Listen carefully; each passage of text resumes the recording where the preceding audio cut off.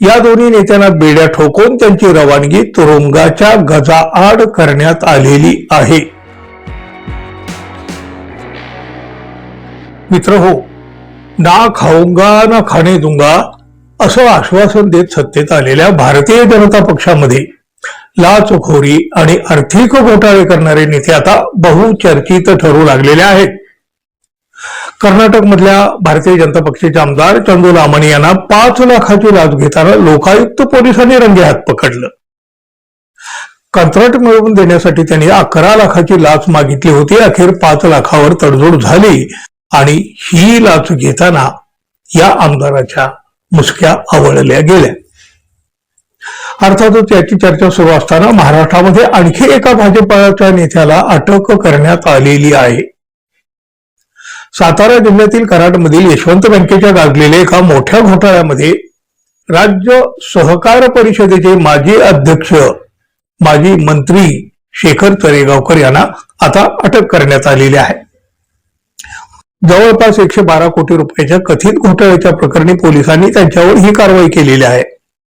विशेष म्हणजे भारतीय जनता पक्षाचे हे नेते प्रदीर्घ काळ फरार होते.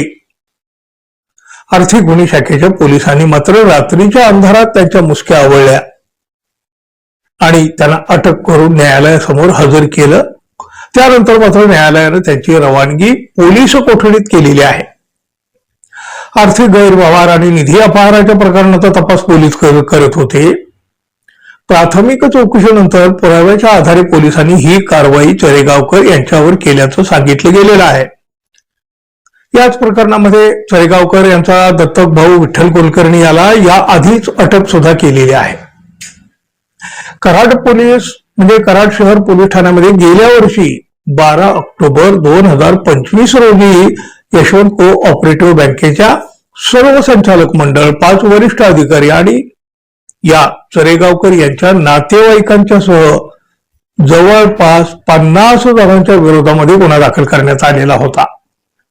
विशेष म्हणजे भाजपच्या या माजी मंत्र्यांच्या विरोधामध्ये भाजपच्याच खासदारांनी आक्रमक भूमिका घेतलेली होती. भाजपा खासदार मेधा कुलकर्णी यांनी कराडच्या यशवंत सहकारी बँकेतील घोटाळ्याच्या प्रकरणी आक्रमक भूमिका घेतलेली होती. त्यांनी थेट राज्य सहकार परिषदेचे माजी अध्यक्ष तथा भाजपचे हे नेते शेखर चरेगावकर यांची मालमत्ता जप्त करण्याची मागणी केलेली आहे. म्हणजे बघा, आधी लाचखोरी, आता आर्थिक घोटाळा, अशा लागोपाठ 2 प्रकरणामध्ये भाजपाचे नेते अडकलेले आहेत.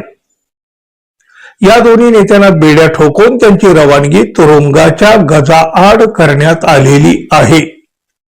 भारतीय जनता पक्ष अर्थातच त्यामुळे भारतीय जनता पक्षाची मोठी नाचक्की झालेली आहे.